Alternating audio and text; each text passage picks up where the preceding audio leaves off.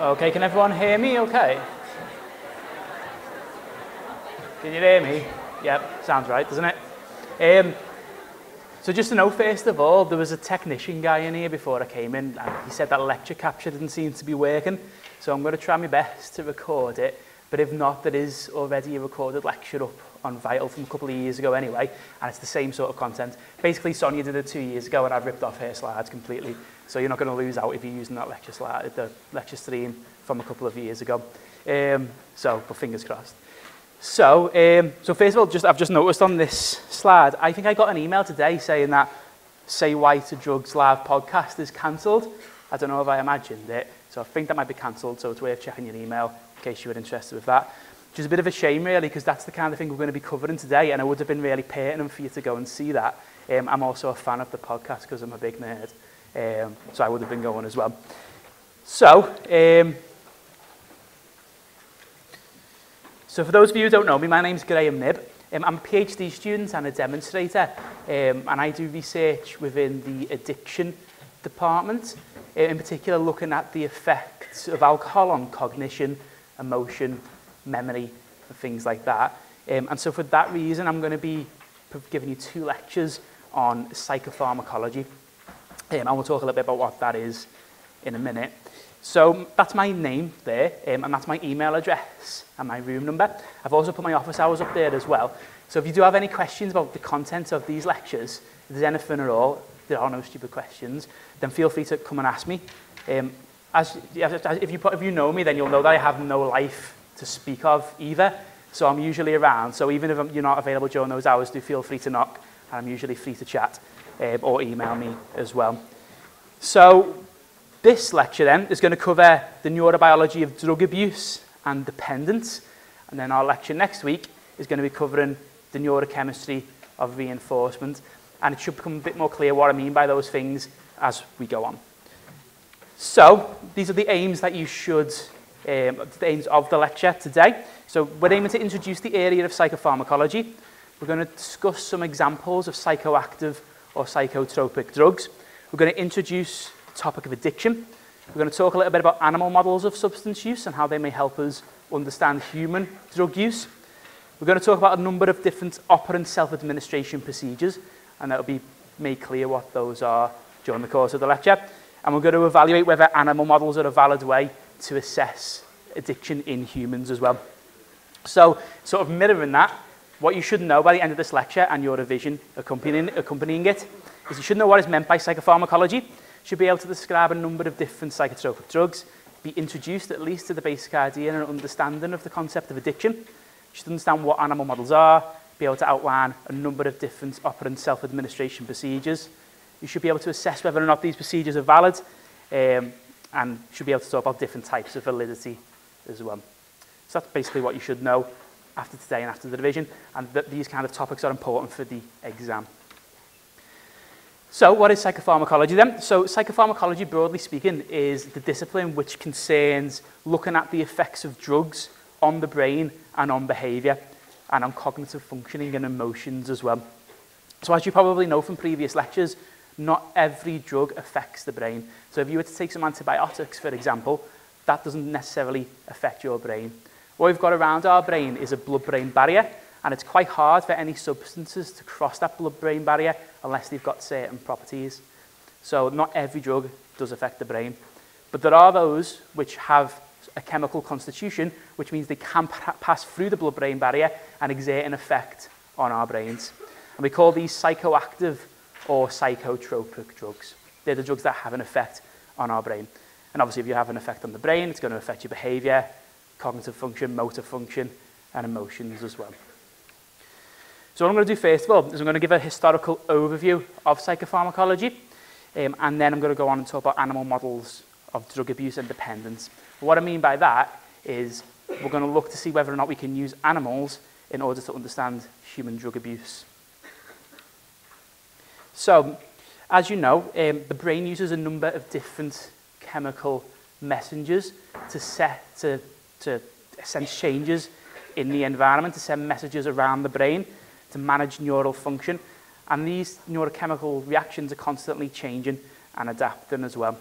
So we've got chemicals within our brain that help us to function. And we call these endogenous neurotransmitters. They're the chemicals that are already present within us, and they help us in day-to-day life. But what we also have, on the other hand, is there are also chemicals in the environment as well, which we can consume and which can have an effect on our brains, even though they're not within us already. And so one place where these chemicals can be found is in a variety of different plants. And we call these chemicals phytochemicals. So what plants do is they synthesize a vast number of different chemicals. And this includes some compounds which are designed to deter predators, so are poisonous or toxic, also to discourage other nearby plant growth and interact with other species as well. So these plants produce these chemicals, and importantly, these chemicals can affect us. So we can exploit these phytochemicals and use them as well. So again, you should be aware that so the way receptors work in the brain is it's sort of like a lock and a key, right? So you've got a lock, which is the receptor, and then you've got a key, which is the neurotransmitter. And when the neurotransmitter goes into the lock, or the receptor, then that starts a reaction and releases more neurotransmitters, etc. But what we haven't considered yet, though, is that although normally lock and keys, there's only one key that fits the lock, in the case of neurotransmitters, you can have a variety of different types of keys which also fit the same locks. So within our brains, we've got neurotransmitters that lock into receptors, but then these plants also synthesize neurotransmitters which are very similar to the ones that are in our brains. And that means that we can exploit them. So there's a whole module on this idea and looking at phytochemicals in third year. So if you're interested in this kind of stuff, then you might want to consider doing that module in a couple of years' time. Yeah, so as I was saying, so these plant chemicals are what we call them molecular mimics, because they mimic the way the endogenous neurotransmitters that are already present in our brain. They're very, very similar. They have the same structural properties. And these phytochemicals can act on these receptors as well to produce their own actions too. So what I thought I'd do first of all is I thought I'd give some example of these phytochemicals and the way in which they've been exploited by humans, and which some of you probably continue to exploit over time. So one example, which I'll talk about first, is the Amanita muscaria mushroom. So this is one type of magic mushroom, which is got like a red head, like myself, and it's got white dots on it as well, and it looks quite pretty. And so they're often depicted in Disney movies as well, which is quite ironic. So if you were to consume this mushroom, you have quite strong hallucinatory effects, and also it's said to take away fear as well. So in the past, it's been consumed by Vikings going into battle, also squirrels. I don't know what happens to squirrels when they take it, and caraboos as well, so like reindeers and stuff.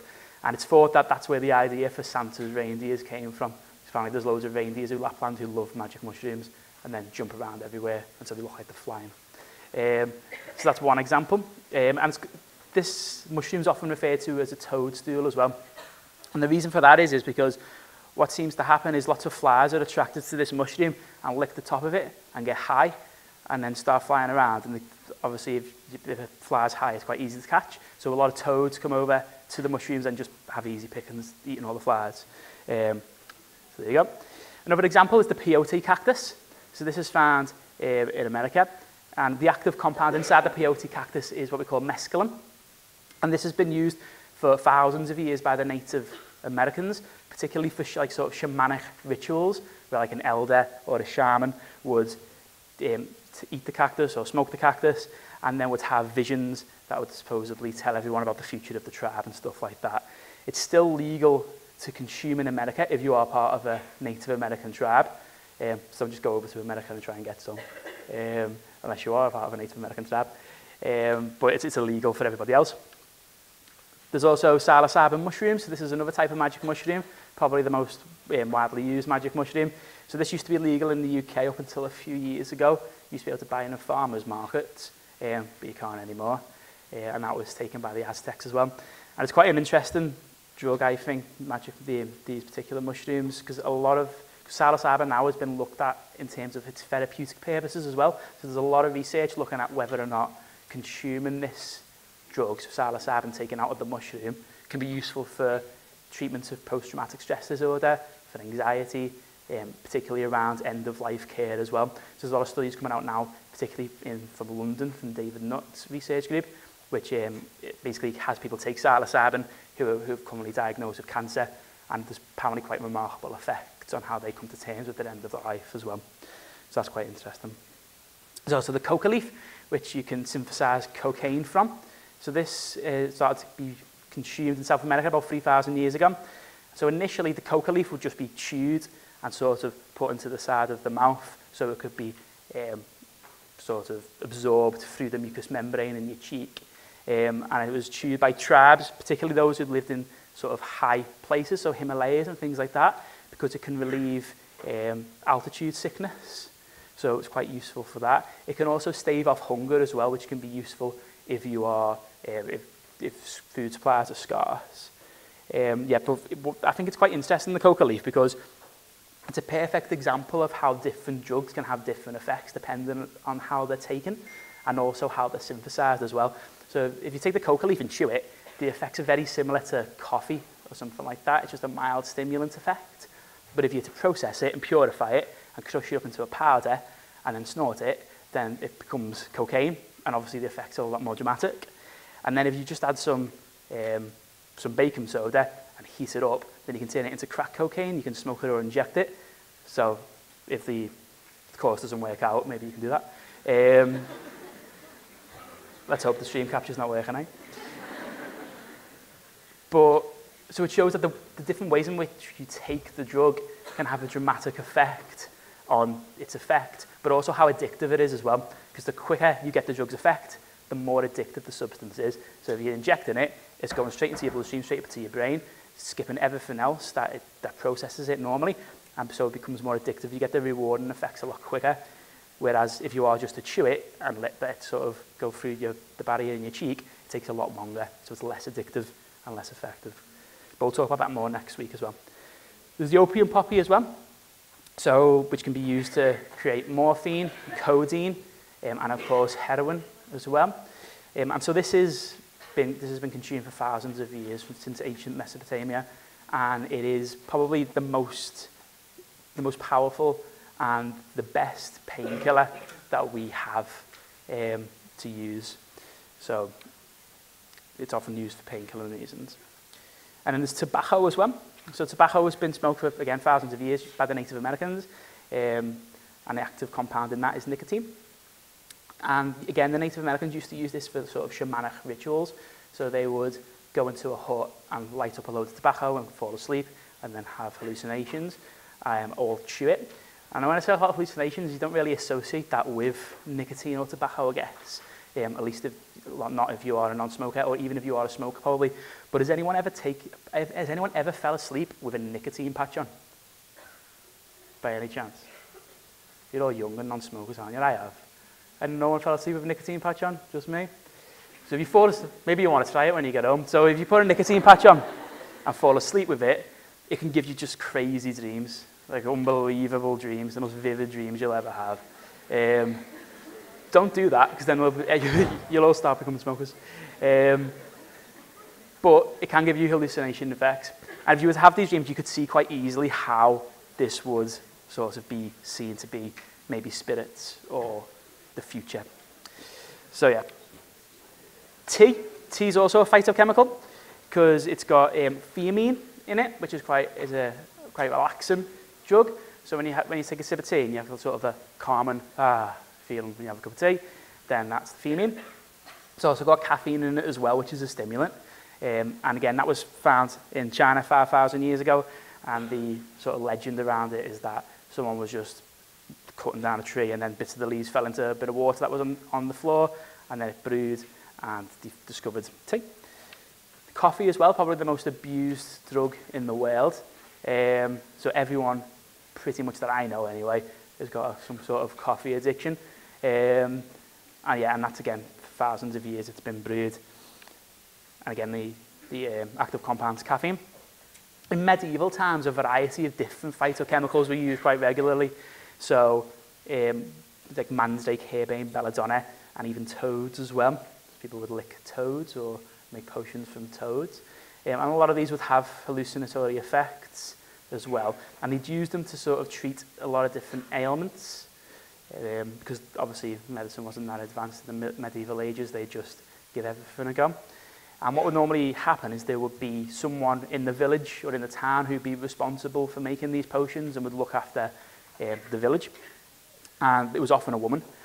And it's meant to be the idea, we get the idea of witches from. So the witch would create all these potions to try and help people. And so they make a lot of sort of lacquers and creams and stuff. And they'd have a stick. I'm going to be sorry I said this now. They had a stick and they would apply it to themselves, sometimes vaginally. And apparently that's where we get the idea of witches riding broomsticks from. So I just thought I'd throw that out there. There we go. So, alcohol as well. So, alcohol's been brewed for thousands of years over in many different places. So, for example, in Egypt, 5,000 years ago, there's evidence of wine. In Iran, 7,000 years ago as well. And alcohol obviously comes from fermented fruit. So if you let fruits go off, then you normally produce alcohol. And it really picked off after the agricultural revolution, when a lot of grains could be quite easily cultivated. So on there, you can see there's like an ancient straw. So that was a straw for drinking beer with. And underneath that is the hieroglyphics for beer as well. So yeah, so that's not a new thing. Cannabis as well. Cannabis, again, has been consumed for thousands of years. It's got quite a lot of uses as well, also for sort of making ropes and stuff like that. And cannabis in particular has been associated with for treating a number of different ailments. So pretty much everything you can imagine. So burns, alcohol withdrawal, inflammation, fever, gout, palsy. It's been associated with, apparently as a treatment for a lot of different things. I guess the thing is with cannabis is there is some evidence for it treating some of these things, but what seems to be the most important thing is that it's quite a good pain reliever and it can reduce anxiety as well. So it might not be that it sort of gets rid of convulsions or dysentery or whatever. It might just be that you're worried less about it and that it relieves any pain associated with it as well. And I guess the cannabis is a funny one. So back in the past, there was sort of a moral panic around cannabis. So if you can see at the top, so that is a poster for a film, and it's called Reefer Madness there. Has anyone seen it? Just me again, I'm starting to feel... You have? It's hilarious, isn't it? So yeah, so it's Reefer Madness, and basically it was first released, and it was called Tell Your Children, and it was a propaganda film meant to stop people from smoking cannabis. And so in it, some kids smoke cannabis and then involved in a hit and run, and then there's attempted rape, and then there's hallucinations, and there's theft, and all sorts, because they had a couple of puffs on a cannabis split, which, as we know, all happens, and it's very bad for you. So what happened, basically, is that a lot of hippies thought that it was hilarious, and so they retitled it Reefer Madness and started touring it around everywhere and smoking loads of weed and watching it, which, as you can guess, the filmmakers were probably quite not happy with. So that's an example of the way sort of I think it used to be of cannabis, that it was this moral panic. And I think more and more now lately, it's swung too much to the other side. So I don't know if anyone's ever seen this on Facebook or just generally on the internet, called The Mind Unleashed. I don't know if anyone's seen that. So, and there's other similar pages, like David Wolf. I don't know if you've heard of David Wolf before, sort of seeing your friends sharing it. But these kind of pages seem to be made for the tinfoil hat wearing stoner, who sort of thinks that cannabis can be a treat-all for anything. And in particular, I found this article particularly worrying because it tells you how to make cannabis oil for a chemo alternative, which anything which is telling people not to use chemo is probably a pretty dangerous thing. So there may be some effects. We don't really know. There's not good quality evidence. It's quite hard to do this kind of research.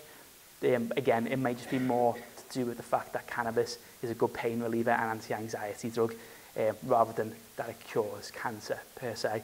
So there's a lot of misinformation on both sides of the cannabis debate at the moment.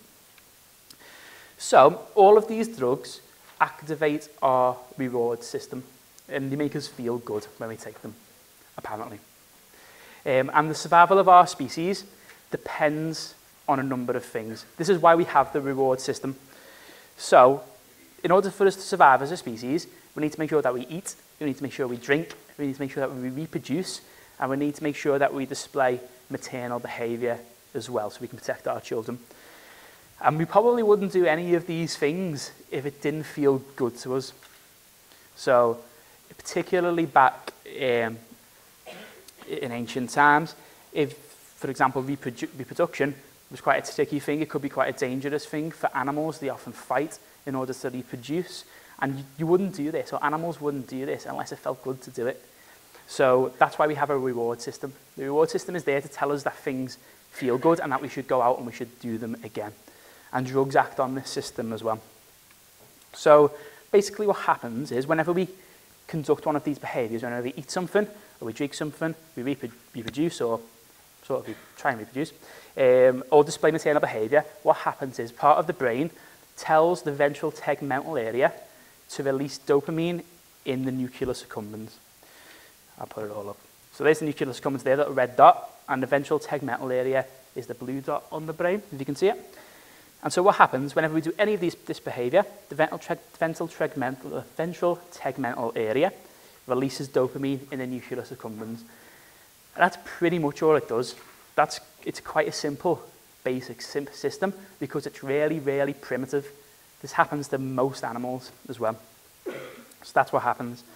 So, but what happens in terms of drugs is we consume a drug, the ventral tegmental area is informed, and then we are rewarded for it by dopamine in the nucleus accumbens. Now, how pleasurable something is usually depends on how useful it was for survival back in the day. So, for example, if you were to eat a leaf of lettuce, that might be quite rewarding. You might feel quite nice eating some lettuce. But then if you were to eat some ice cream, then you'll be rewarded much more because it's much higher in calories, it's much higher in fat and sugar as well, which back in the day would be very useful to us because it would keep us going for longer and be able to hunt and carry on with our lives. But now, when you look at it now, when you can get ice cream everywhere, then that becomes a problem, doesn't it? And this is why we have an obesity crisis. So the reward system was useful back in the day, but maybe now it might not be, maybe quite maladaptive now. So, since we know that these behaviours that are essential for our survival are rewarding, then why are drugs rewarding them?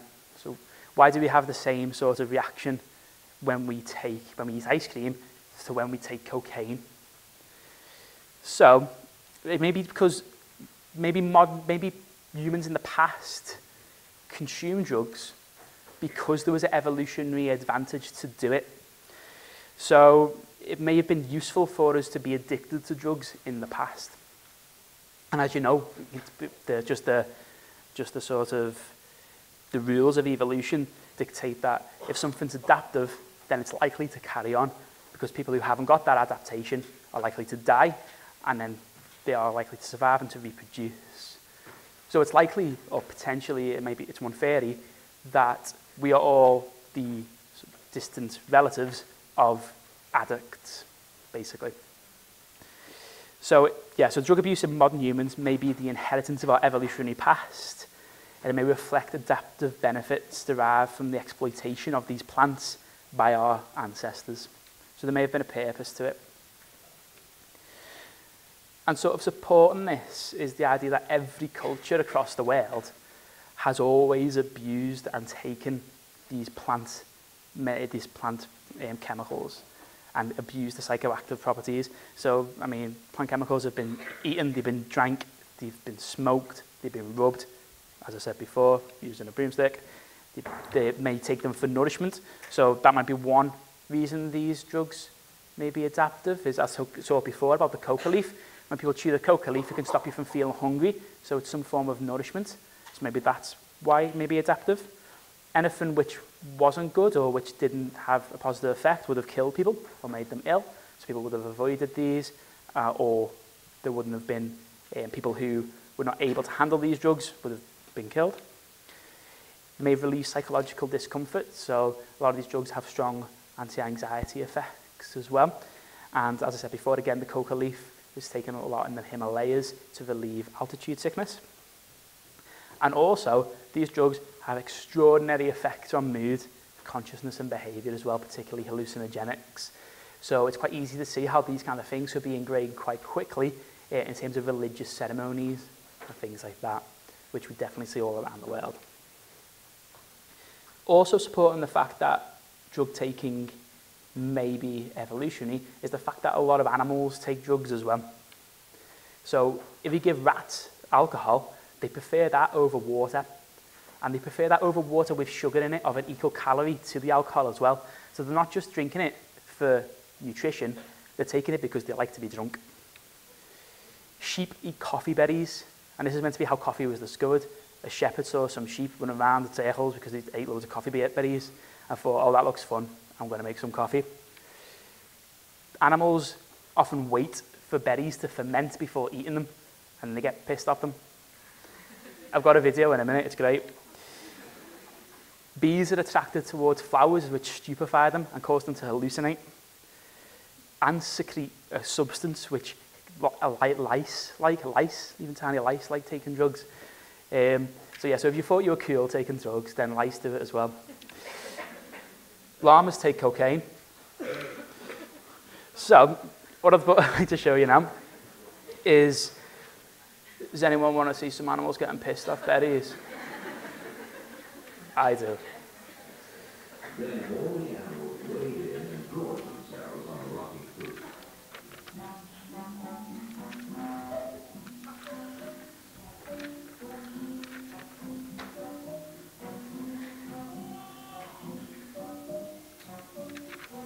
It starts fermenting in their tummies and turns into a very potent brew. So on the way home, things start happening to them.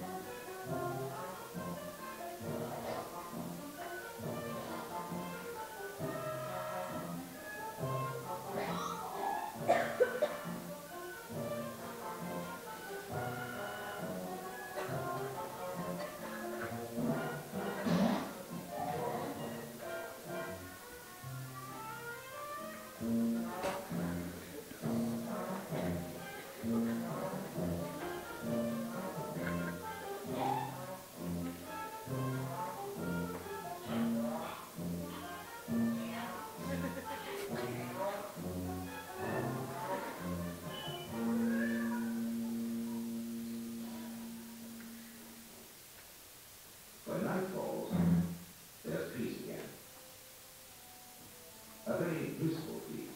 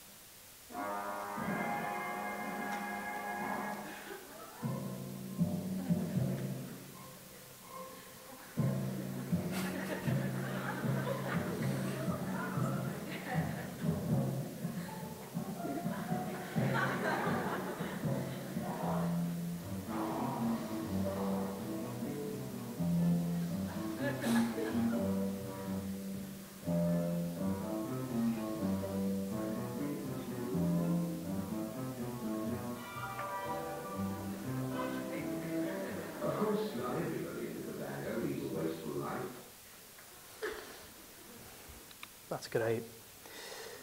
So, as we can see, even animals use drugs as well. And this has led some people to think that becoming intoxicated of drugs may be as an innate drive as our other survival drives as well. So Ronald Siegel, he's a psychopharmacologist in the University of California. So if you remember, we've got, in the traditional literature, we've got 3 basic needs, which is food, sex, and drink.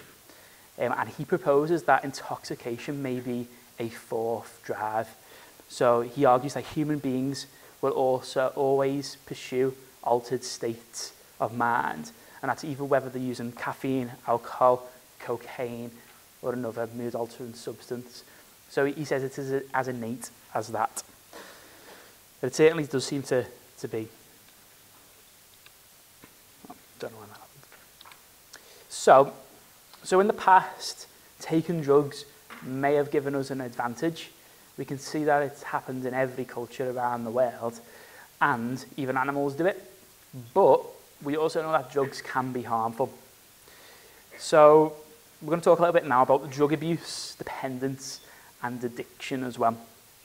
So these terms are sort of widely used in everyday speech, and there's no real universally accepted definition either. It's quite hard to define it. And also there's sort of a tendency to assume that every behaviour which people like to do and like to repeat may be some form of addiction.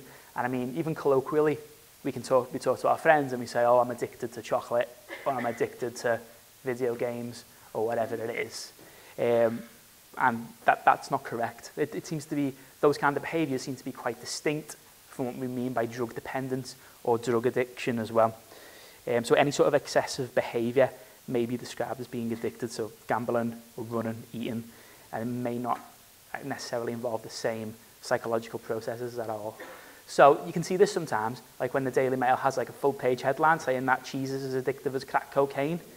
But my supervisor responded to that article. I remember he said that, I don't know if you know him, Paul Christiansen. So he turned around and he emailed the researcher apparently, and said, well, if you take crack cocaine for a year, I'll eat cheese for a year, and then we'll see who can most easily get off it. So it's not necessarily the same thing, really.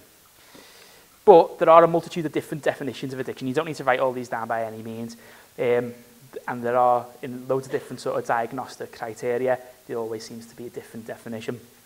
The one that's most, you don't necessarily need to know this, but the one that's sort of most, I think is probably the most correct is, or at least we seem to in our department, is we characterise addiction as a chronic relapsing disorder. So that's where if you constantly try and stop taking something and then you find that you are unable to, and this happens successively and over quite a number of times, then we would suggest that you are addicted. But until then, it's not.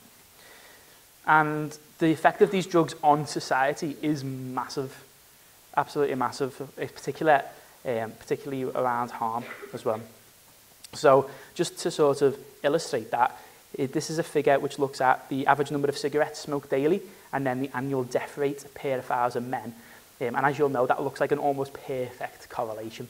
So there's an almost perfect correlation between how many cigarettes you smoke a day and your likelihood that you are going to die.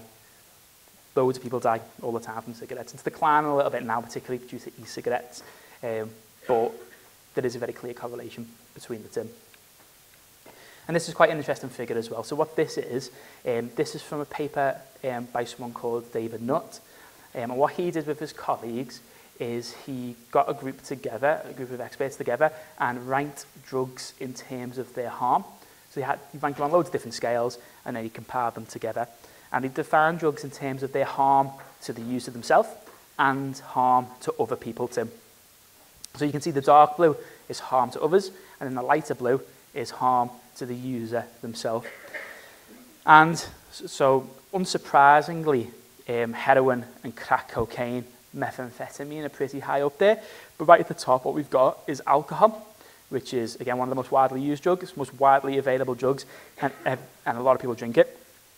And that's got a quite big harm to others, as you can see. So the cost to society from alcohol is huge. So that's also taken into account, like NHS admissions, economic effects as well. And then down at the bottom, what we've got is we've got mushrooms, buprenorphine, LSD and ecstasy as well. And it's quite interesting that they're down the bottom. So they've got, as you can see, the harm from those drugs is particularly to the user, and there's very little harm to others as well.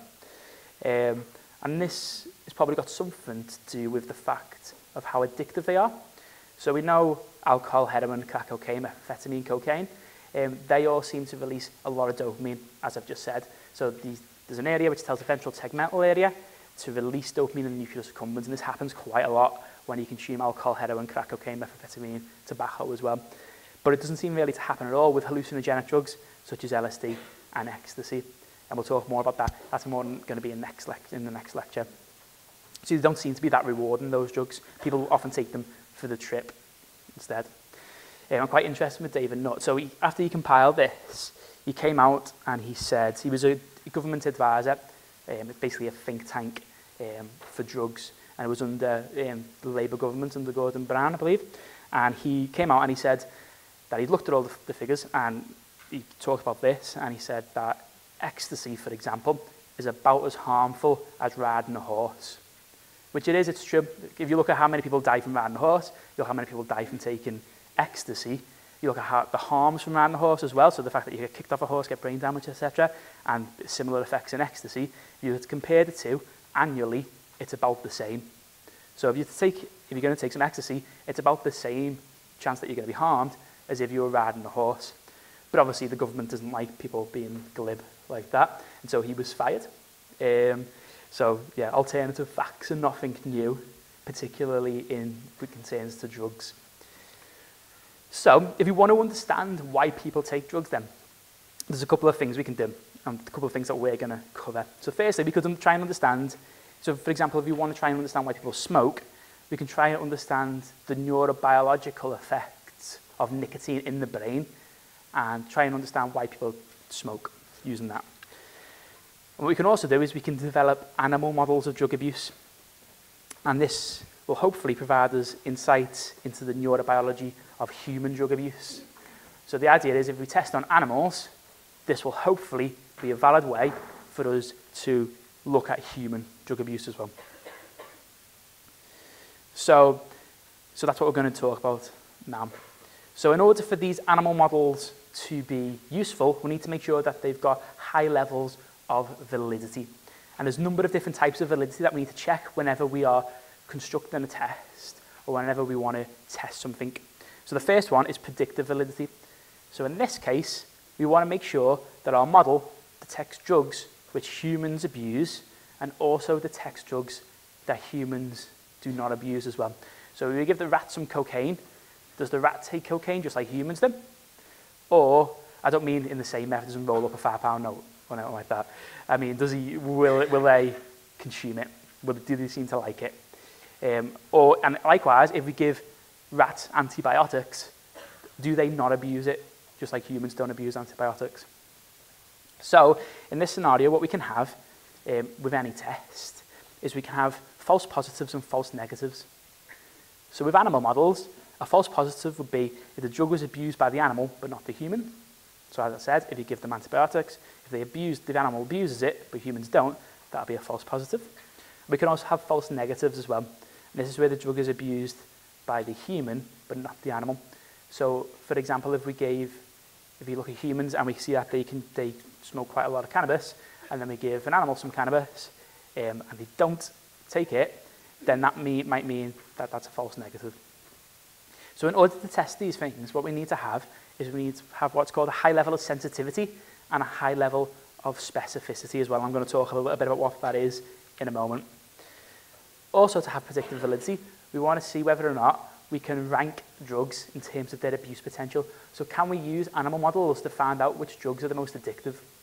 So we want to get in a position where if we were to produce a new painkiller, we could give that to an animal, and we can tell from what the animal does how likely humans are to abuse it. How likely is it to be abused by humans as well? We also want to make sure that it's got face validity. So is it measuring what it's actually supposed to be measuring? That's important, and nothing else.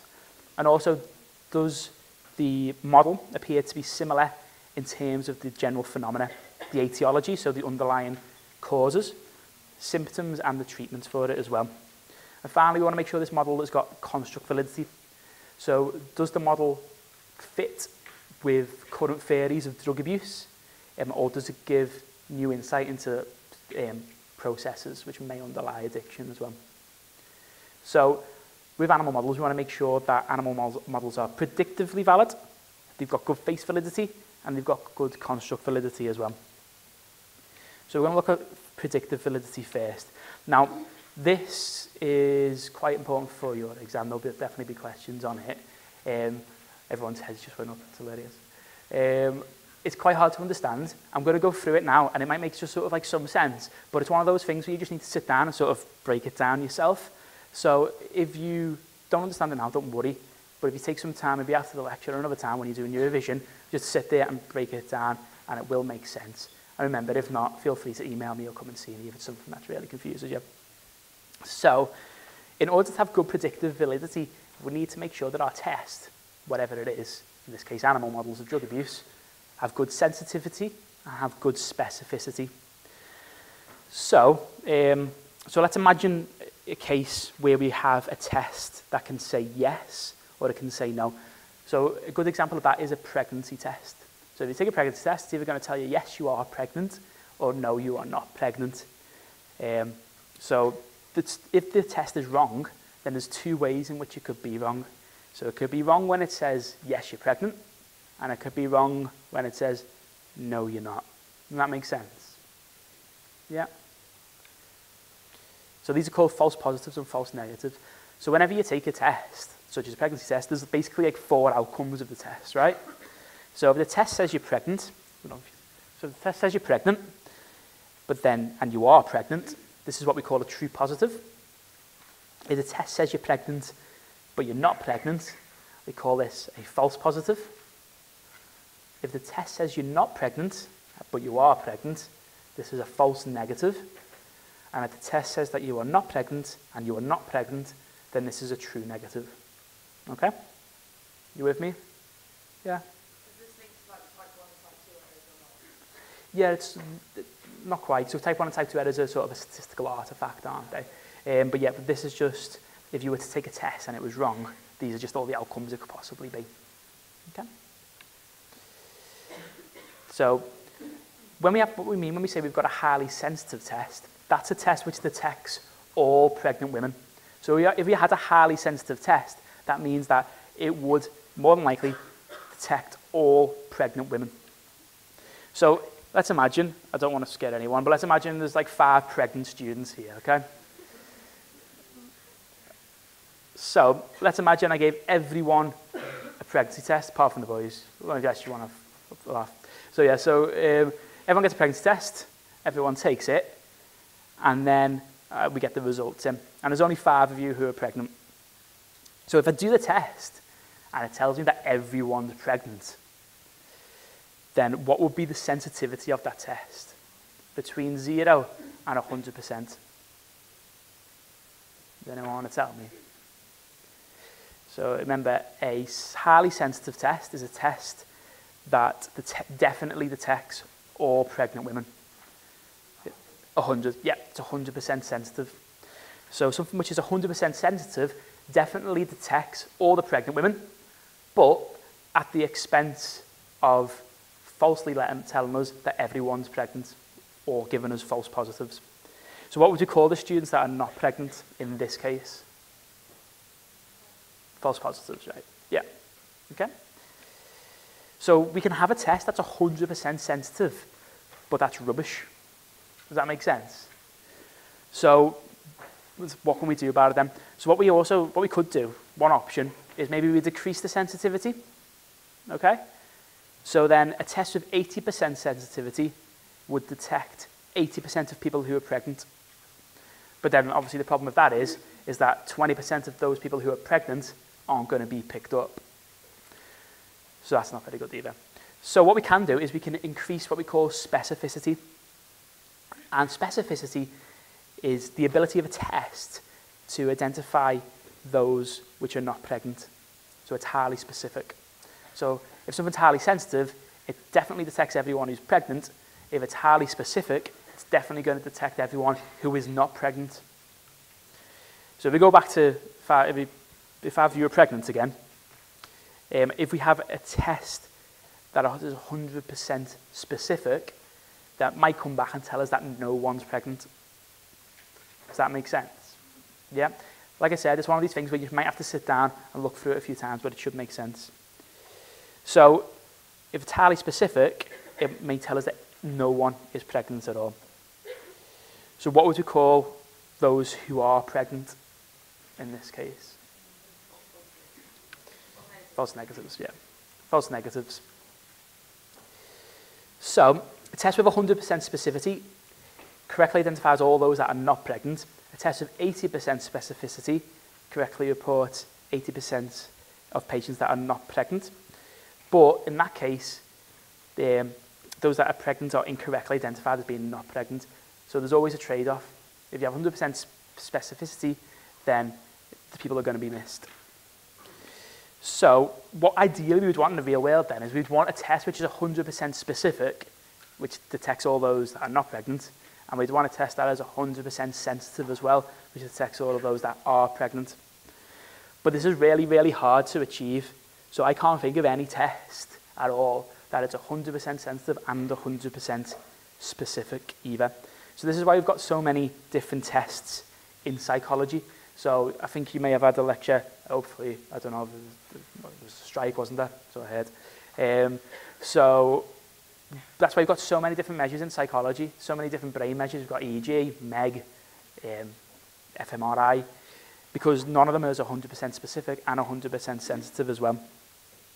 So what we can do, though, is we can combine tests to make sure that we've got good specificity and good sensitivity as well. So one example for this is HIV testing.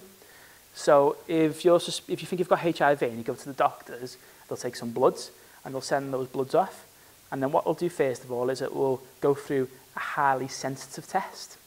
So it will definitely pick up all of those who have got HIV. And then those ones will be carried on for a second test, which is highly specific, which will definitely detect those who haven't got HIV, and then they're removed. So then what you're left with is everyone who's got HIV. So these two tests are combined in order to get the result that you want. One other way to sort of think about this, which might help you understand it, is in terms of the boy who cried wolf. So you just think about this. So if you're a boy and you're watching your sheep, if you always cry wolf, then you're going to have 100% sensitivity. And this means you're going to detect all of the wolves all of the time, right? But there's a problem with this, because a lot of the times it's not going to be a wolf. It's going to be a rabbit or something, other woodland creature. So you're close to 0% specific in this case. So what would we do if we are this boy who's crying wolf to be 100% specific?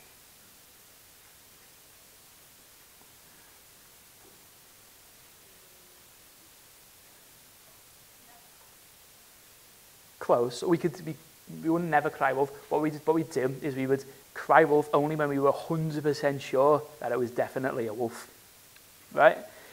So if we were 100% specific, we'd only cry wolf when we were definitely sure that we've seen a wolf. So we have 100% specificity then. But then there's a problem with that, because some wolves may go undetected because you might not have seen them properly. So yeah, so ideally we don't want to lose specificity and we don't want to lose sensitivity. So this is what we're looking at when we're looking at these animal models to test whether or not drugs are likely to be abused by humans or not. So ideally we have animal models be 100% specific and 100% sensitive. So that's what we're going to look at now. We're going to look at one animal model in particular, and that is the operant self-administration procedure.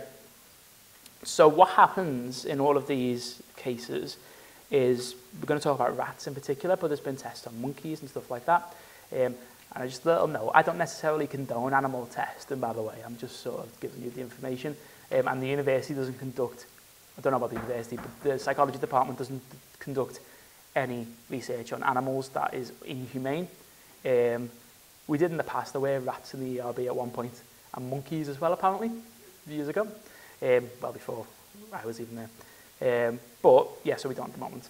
So what would happen to the rat is they would have a catheter inserted, either directly into the brain, or into a vein. And then this would be linked up to a pump, which would be filled with a drug, so cocaine, for example. This would be linked up to some circuitry, programmed circuitry, which could be manipulated by the researcher, so we can manipulate how and when we give the animal drugs. And then this is often attached to a lever, so the animal can press it themselves. So in this operant self-administration procedure, the animal is given itself drugs. It's not being injected without it knowing or anything like that. It's administering the drugs itself. So what will happen at first normally is the rat will be put into the testing chamber, and which be there scurrying around, and eventually what will happen is it'll, by accident or because it's quite curious, it'll press the lever, and then it'll get a hit of cocaine. And then we can see whether or not it's likely to do it again. So we're going to do it again, and we're going to do it again, and so on. So yeah, so it presses the lever and it gets a dose. So just looking at this then, we can see that there are a number of drugs which are reliably self-administered by animals. So rats will administer cocaine and amphetamine to themselves. They'll also administer opiates, so heroin, morphine, codeine as well. Barbiturates too. They'll also administer ethanol, so alcohol. That's what we mean when we say ethanol. And nicotine, and dissociative anesthetics as well, like PCP and ketamine. So PCP is what we call angel dust. So that's one drug. We'll talk about that more next week as well, PCP. But I heard that was growing in popularity, but apparently not. So yeah, we'll talk about PCP more next week. So there's also drugs which will not be administered by animals as well, and which are also not administered by humans. So that includes antidepressants, major tranquilizers like neuroleptics, non-amphetamine appetite suppressants, and novel anti-anxiety drugs as well. These, broadly speaking, are not self-administered by animals either, just like humans don't seem to abuse these drugs too. So yeah, so the animal model seems to tell us that drugs that humans abuse tend to be abused by animals, and those that are not abused by animals don't tend to be abused by humans either. There are some, it's not completely clear though, so there are some drugs which are not reliably administered by animals, but which humans do abuse. So for example, minor tranquilizers, humans can abuse them, but animals don't seem to want to take them, and caffeine as well. So a lot of humans abuse caffeine, and animals don't seem to be too plussed by that either. Apparently sheep enjoy them.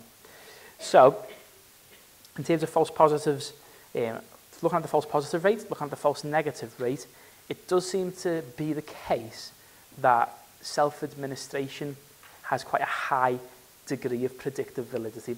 So it's pretty reliable on a lot of them, albeit with a couple of unreliable findings. And just a note as well, when we talk about these procedures, we often refer to drugs as positive reinforcers. So that's a term that you'll see in your own reading, and I'll use it as well. Because when we run these procedures, these are termed reinforcing stimuli because they are defined in terms of their operation, of their actions on behaviour, not about whether or not the animal likes it. So if you say, oh, the animal enjoys it, we don't know because we can't speak to the animal. It is, but importantly, humans do seem to report liking drugs, apparently. But we don't say that in these procedures because we don't know for sure. So we say these stimuli are reinforcing. So going back to predictive validity then. So we asked the question, do the models detect drugs which humans abuse? And can these models also detect drugs which humans don't abuse? And that seems to be the case. So there seems to be that animal models are good for that. But what we're also interested in is, can these models rank drugs in terms of their abuse potential? So can we use animals to find out how likely humans are to abuse a particular drug? So in order for us to talk about that, what we first need to cover is something called schedules of reinforcement. And we're going to talk about that after the break. So we'll have a 10-minute break now. I'll put that up for year 2 because the year 1 was up before. So yeah, if we come back at 2:05, that's okay. Thanks. So what we're going to talk about now then is schedules of reinforcement. And basically what these are, they are the precise rules that are used to present reinforcers following a behaviour. So what I mean by that is it's a certain set of rules which dictates when the animal receives a drug after it's pressed the lever. So they differ in terms of time or the number of responses. So we may change how often we deliver the drug, so they might only be able to get the drug every 5 minutes or every 10 minutes, etc. Or we may change it so they're required to respond a number of times first. So they may have to press the lever 10 times or 20 times, for example, before they get a dose of the drug. And these different schedules, I think quite remarkably, change the way in which the animals behave for the drug as well. And each different type of reinforcement, each type of schedule of reinforcement gives a different pattern of behaviour. So it shows us that the extent to which people, potentially, but definitely animals, it changes with the way time and how they respond to the drug can change their behaviour, basically. So this kind of reinforcement's been used all the time with kids in schools. I've got a 6-year-old daughter and we're constantly using sticker charts for stupid things, for dog training as well. So this kind of thing is prevalent everywhere. And there's quite a lot of human analogues to this too. So the information I'm going to be presenting is about animals, in particular rats, but also I'm going to present some human analogues which quite neatly show that this behaviour also occurs with humans as well. So what normally happens before we introduce a particular schedule of reinforcement is first the rat is continuously reinforced. So as I said before, they're put into the operant chamber, and then there's a lever there that they can press. They've got a catheter which goes into the brain or into the vein, and we can see how many times they press the lever, and this is linked up to a program circuitry which we can program our schedule of reinforcement in. So for the first while, the rat's put into the area, and they are continuously reinforced. So every time they press the lever, they get a dose of the drug in question. So every time they press the lever, they'll get some cocaine.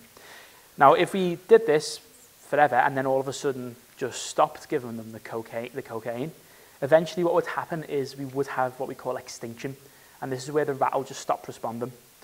So what we do instead is we change from continuous reinforcement to intermittent reinforcement. We just reinforce them every now and then. They only get the cocaine every now and then. And we can do this in 2 ways. So we can change it in terms of what we call ratio, or we can change it according to interval. And ratio concerns the amount of times they need to press the lever, and interval concerns the amount of time that needs to pass before they receive more of the drug. And then we can alter these slightly as well, so these can either be fixed or variable or random. And I'll make it clear what this is now. So the first one of these is, as you can see, is interval schedule or interval fixed. And this is basically a minimum amount of time needs to pass between reinforced responses. So for example, 5 minutes. So the rat will only get cocaine every 5 minutes. No matter how much it presses the lever, it won't be able to get any of the drug until 5 minutes is up. Then it can press the lever and get some drug. So there's a fixed time period between the reinforcers.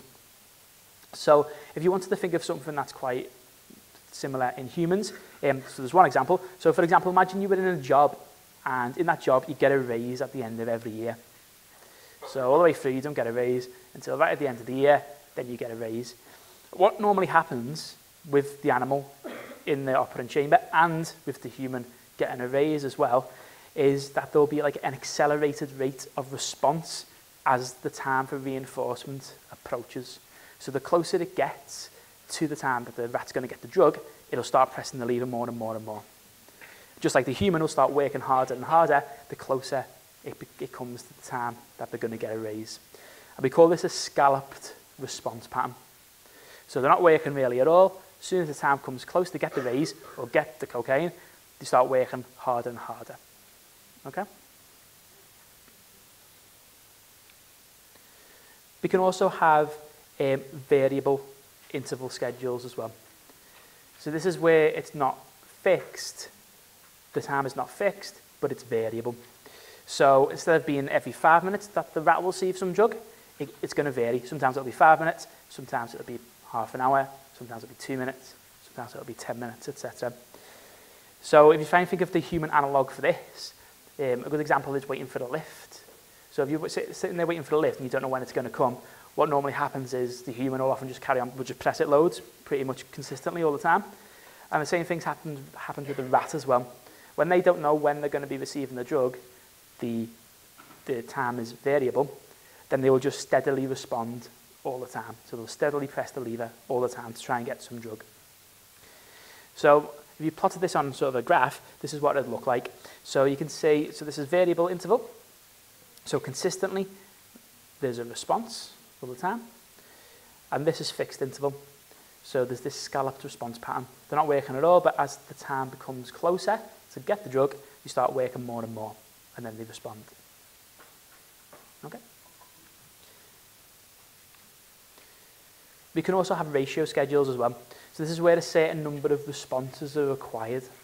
So for example, the rat might need to press the lever 10 times before it gets any cocaine. So this is where, so it's fixed in this, so there's fixed ratio again, and there's also variable ratio. So fixed ratio is where they need to respond a certain number of times. So, and the response, the number of times they need to respond is fixed. So maybe, for example, it might be fixed at 10. So every time they press the lever 10 times, they get a dose of the drug. And they press it 10 times again, they get another dose of drug. 10 times again, they get some more drug. So this basically supports a high rate of response until they get the drug, and then there seems to be a pause where they stop responding. And this particularly happens for large ratios as well. So they'll work really hard to get the drug when it becomes close to the amount of times they need to press the lever, and then they'll stop for a bit, and they'll have a rest after they've been given the cocaine, and will hardly respond at all until a little bit later on, then they'll respond loads. So this is quite similar to like sales work. So if any of you have ever worked in sales, then you might work on commission, and you might have a certain sales quota you've got to meet. And what will happen normally is they'll work really hard when it becomes pretty close to hitting that quota or hitting that target, and then they'll have a break for a little while. We call this break and run behaviour, and it's got a post-reinforcement pause as well. Okay. There's also variable ratio, and this is where the required number of responses differs from one reinforcer to the next. So one time the rat might press the lever 10 times and get some cocaine, the next time it might need to press it 25, next minute twice, next minute 50. So it varies how many times they need to press the lever in order to get the reinforcer. And this is very neatly analogous to one-arm bandits or slot machines or gambling in a lot of ways. So if you had a slot machine, you don't know how many times you need to pull the lever in order to receive a reinforcement, in order to receive some money. So yeah, so that's pretty similar. And this kind of schedule of reinforcement leads to a high and steady rate of responding. So people and rats will just keep on pulling the lever, keep on pressing the lever for cocaine, and it's high and it's steady as well. So just because I've pretty much like whizzed through that, I've just got a short video which explains the same thing again, but in a nice clear voice, not scouse. So I thought I'd play it just so you've heard this again before you go. Bypass Publishing presents That is really loud, isn't it? Difficult Topics Explained. Schedules of Reinforcement Application. This segment is specifically give you some examples of the different schedules of reinforcement. We'll start with fixed interval. Fixed interval requires that you wait a specified period of time after completing the correct response before you'll be reinforced. An example of fixed interval is used by someone who gets paid every 2 weeks at their job. They have to show up to work and do all their assigned tasks, but no matter how fast they work or how many tasks they complete, they don't get paid until after the 2 weeks have transpired. Fixed interval schedules tend to produce overall response rates that are low and that increase as the time for reinforcement gets closer. This is called a scalloped response pattern. Now an example of variable interval. Variable interval would be, say, when someone waits for an elevator. Anytime they have to wait an unpredictable amount of time, they are on a variable interval schedule. People press the elevator button over and over again when they're in a hurry, but they press the button once, it doesn't matter how many times you press it again, you just have to wait for it to arrive. Variable interval schedules produce steady rates of responding. Now for fixed ratio. Imagine you had a summer job where you stuffed envelopes and got paid for every 100 envelopes you stuffed. When you get paid for a set number of items you complete or sell, that's an example of a fixed ratio schedule. Fixed ratio schedules produce high rates of responding that decline immediately after the reinforcer is received. This is called a post-reinforcement pause. A classic example of a variable ratio schedule is known as the one-armed bandit, which is a slot machine. You must pull the arm an unspecified number of times before you are reinforced with a jackpot. Sometimes you can just put in a few quarters, pull the arm once, and win a big jackpot. Other times you pull and pull, but still never win. Variable ratio schedules produce high and steady rates of responding. Okay, so yeah, if we put those different schedules of reinforcement on a graph, then this is what it would look like. And what you can see is that variable ratio produces this really high and steady rate of responding. So this seems to be a behaviour which is most associated with excessive substance use. So yeah, and you can see the scalloped response pattern here, the steady rate of responding here, and then the break and run behaviour of a post reinforcement pause here. So this is all well and good, but what we need to do is we need to think of a way, using these different schedule of reinforcement, where we can rank drugs in terms of their abuse potential.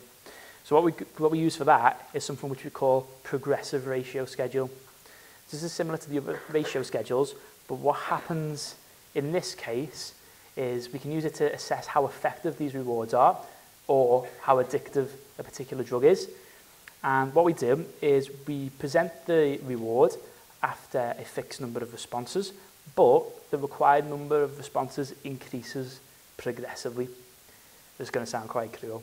So if a rat wants some cocaine, the first time it presses the lever, it'll get some, and then maybe it's got to press the lever twice then, and then it'll get some cocaine, then maybe 4 times, then 8 times, then 16 times, then 64 times, then 128 times, and so on. So basically what will happen then is there will come a point when the animal will stop responding. So there will come a point where it's not willing to work anymore in order to get the hit of the drug. And we call this the break point. So, for example, with studies have also been conducted with food. What we found is that even for food, animals will eventually stop responding for food. So, as you increase the number of responses needed, they are then less likely to respond for food. You can increase how many times they'll respond for food by depriving them of food. So if the animal is starving, then the break point will be higher. Okay?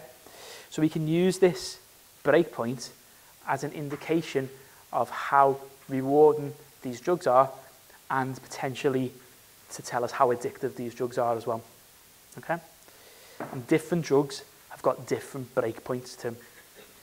And this is quite apt because, as we know, drug users, particularly those addicted to the hardest drugs such as heroin, methamphetamine, crack cocaine, will work very, very hard for these drugs.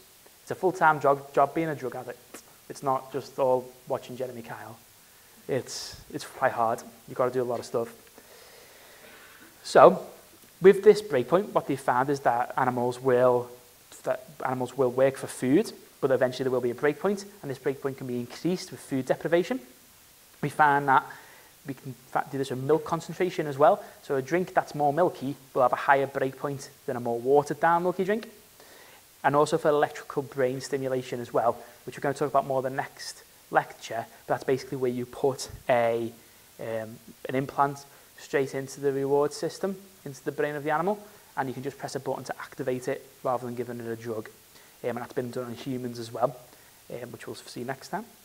And so this breakpoint provides a measure of how strong the reinforcer is. So the higher the breakpoint, the stronger the reward, basically.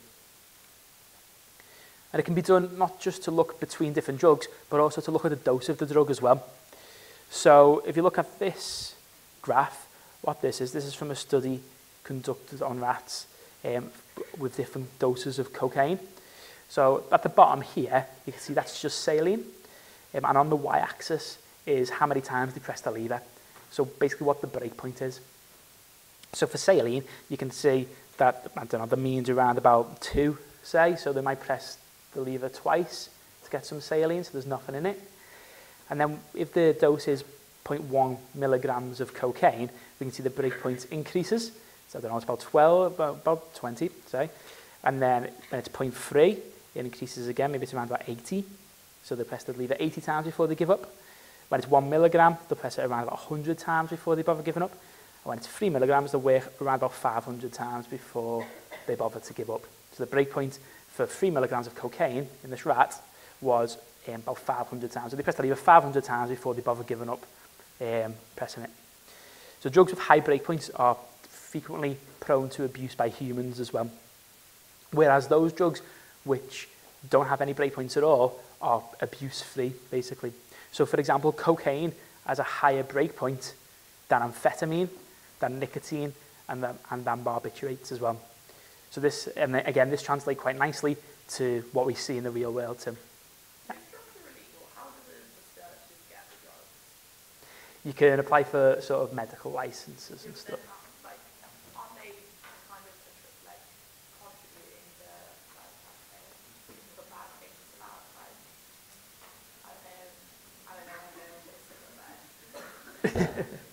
Yeah, you can get hold of these drugs using a medical license. I guess the one issue with drug research, though, is it's still quite hard to do. I'd like to see it be easier to do. But yeah, it is hard to do. But you can get ethics to do it. So in particular now in London, they've got ethics now to give CBD, which is one component of cannabis, along with THC as well. So you can get it through. It's immensely hard. I mean, How do they make it? factories, yeah, plants, yeah. So yeah. So this seems to map on quite neatly to the abuse potential of drugs in humans as well. So this seems to suggest that there is strong evidence for a high degree of predictive validity. We know we can see, using animal models, which drugs can be drugs of abuse, and it allows us to rank drugs in terms of their abuse potential as well. We can use breakpoints to find out which drugs are most likely to be addictive. Okay? The next thing we need to look at, we need to make sure these animal models have good construct validity as well. So do these models fit with current theories of abuse, and do they give us some insight into the underlying processes which may be involved? So this is quite difficult to do because what you're looking at is constructs which are not very clear and which are not really well defined. So you'll be looking at things like humans do and trying to see if what the animals do seems to mimic that. So one example is second order schedules of reward. So there's a theory in addiction that it's not with humans, that it's not just the drugs themselves which are rewarding when you become addicted, but also it's everything else involved with it. So a lot of the stimuli and the cues around when you take drugs can also become rewarding if you take drugs for a long enough period.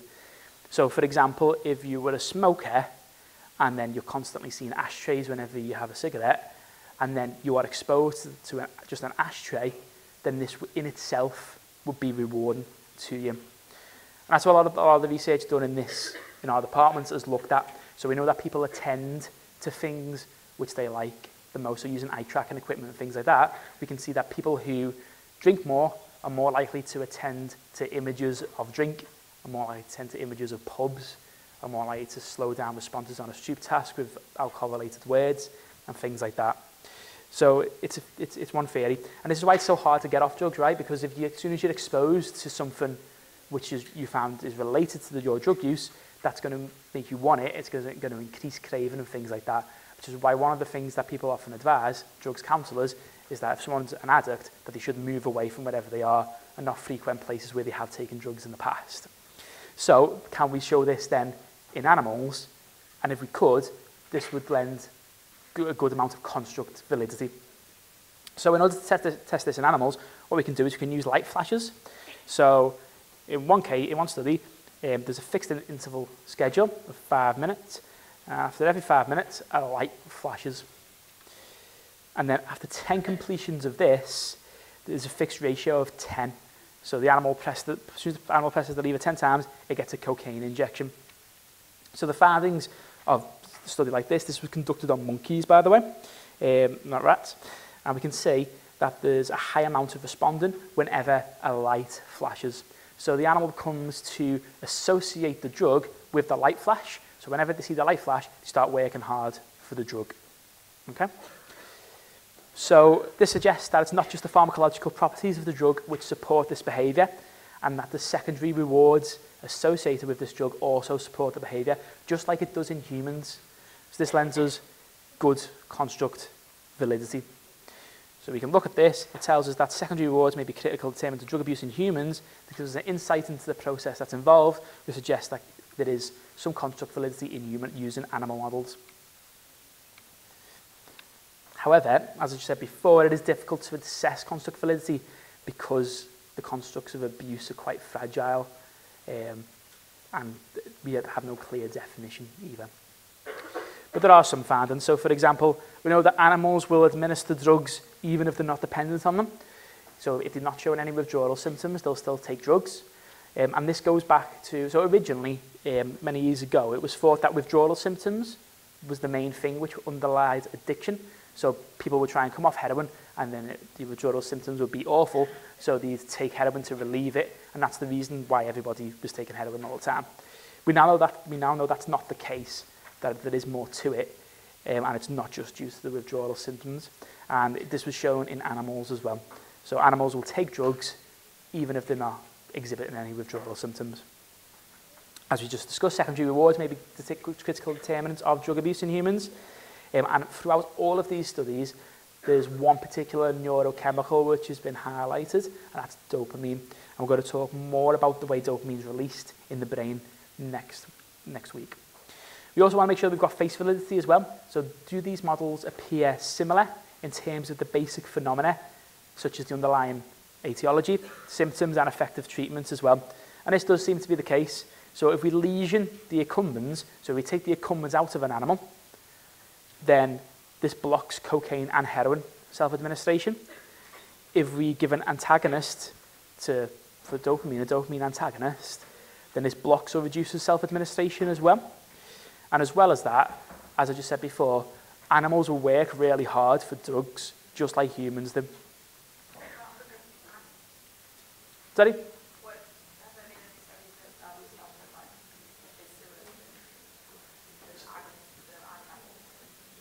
Yeah, that have done, so that will increase use. So, looking at the different levels of validity then, so we seem to have, animal models seem to have a good amount of predictive validity because we can use it to find out what drugs are likely to be abused, and we can see that animals abuse the same drugs as what humans do, and don't tend to abuse the same drugs don't tend to abuse drugs like humans don't tend to abuse. There seems to be a good level of face validity because the underlying construct seems to be the same. Dopamine's involved. The same brain area seems to be involved as well. We've got good construct validity because these models can give us good insight into the underlying processes of addiction as well. There is a caveat though. So most studies cannot get rodents to administer hallucinogens. So we don't see any rats on LSD. And self-administration of cannabis is difficult to achieve as well. And given that cannabis is widely used, that's quite surprising. So it might just be that the correct experiments haven't been done yet. So maybe there's a way in order to get them to take cannabis. Or maybe hallucinogens and cannabis are different in some way. Particularly with hallucinogens, we know that they don't really release dopamine. It's more linked to serotonin release. So there isn't this rewarding effect from taking hallucinogens. People tend to take hallucinogens, or in the past for religious reasons, or now because they want to have a trip or like have an experience. And I don't think this is something that rats can really appreciate. So next week, we're going to be talking about the neurochemistry of drug reward. So Carlson chapter 4 and Pennell chapter 15, we'll cover that. And I've got some web links up there. Included there is Say Why to Drugs. And if you haven't listened to that yet, I'd recommend it. And like I said, unfortunately, the recording for that is not going ahead, but it's worth a look. Right, well, thanks a lot for your attention. I'll see you next week.